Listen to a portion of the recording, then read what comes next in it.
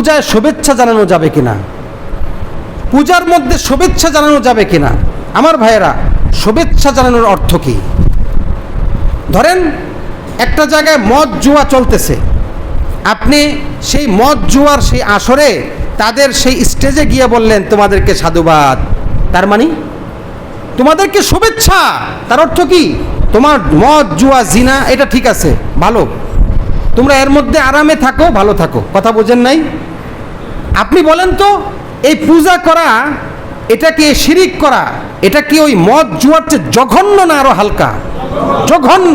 তাহলে মদ জুয়ার আসরকে আপনি শুভেচ্ছা জানাচ্ছেন না, কিন্তু আপনি এই শিরকের এই আসরকে শুভেচ্ছা জানাচ্ছেন। তার অর্থ কি? আপনি তাদের এই কাজটাকে সাধুবাদ, মোবারকবাদ, মানে তোমরা এর মধ্যে ভালো থাকো। এই কাজটা স্পষ্ট হারাম, স্পষ্ট হারাম। এমন কি যদি অন্তরে এটা থাকে, অন্তরের উপর ভিত্তি করে ঈমানের বিষয় ফয়সালা হবে আল্লাহর কাছে।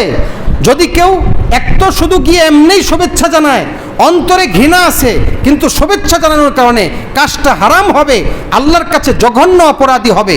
এর বিপরীতে যদি অন্তরে এটা থাকে যে বাবা ভালো, তোমরাও তো ভালোই করো, সমস্যা নাই, তোমরাও তো ইবাদতই করতেছো, ঠিক আছে, এটা সমর্থনও আমি দিলাম, কি দিলাম? তোমাদের কাজটাকে আমি সমর্থনও দিলাম, তাহলে শুভেচ্ছা জানানোর পাশাপাশি ঈমানটা পর্যন্ত চলে যাবে।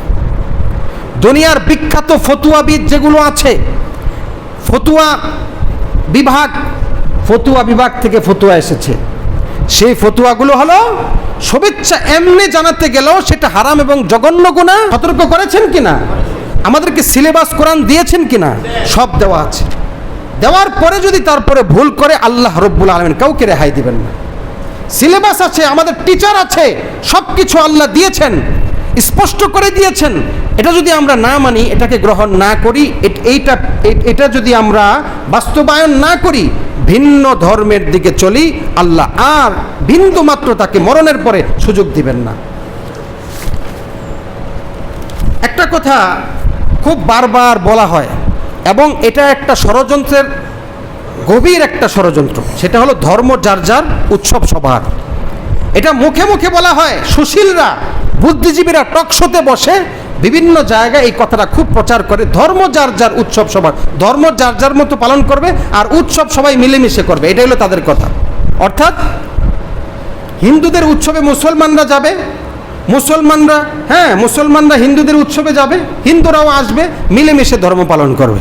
আচ্ছা, এখানে শুরুতে একটা কথা বলে রাখি, আগেও বলেছি যে মুসলমানরা হিন্দুদের পূজা খুব যায়, ইদানিং দেখা যায়, কিন্তু হিন্দুরা আপনার কোরবানির গোশত খেতে আসে, কোরবানি জবাইয়ের সময় আসে, ঈদুল ফিতরের নামাজ পড়তে আসে, বা ঈদুল ফিতরের নামাজে বুঝলাম ঈদগাহে আসলো না, বাহিরেও কি আনন্দ করতে আসে, ঈদুল আজহাতেও কি আসেন।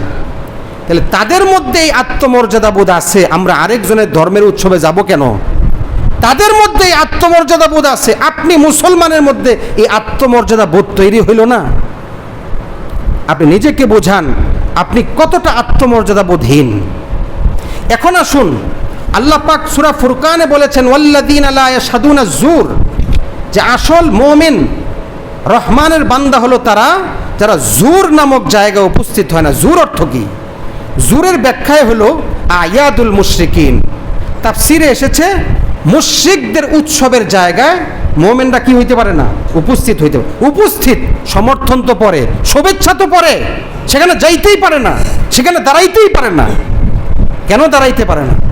কয় তুমি তোমার চোখের সামনে মুমিন হইয়া দেখতেছো সেখানে অন্যায় করতেছে, রসুল বলছেন অন্যায় হইলে হাত দিয়ে বাধা দিতে হবে, যদি হাত দিয়ে না পারো মুখ দিয়ে না পারো অন্তর দিয়ে ঘৃণা করতে হবে, আর তুমি সেখানে অনুভব করতেছো, মনে আনন্দ ভোগ করতেছো।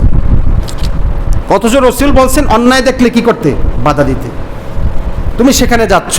আল্লাহ কোরআনে বলেছেন এই সমস্ত জায়গায় মুমিন কি হইতে পারে না? উপস্থিত হতেই পারে না।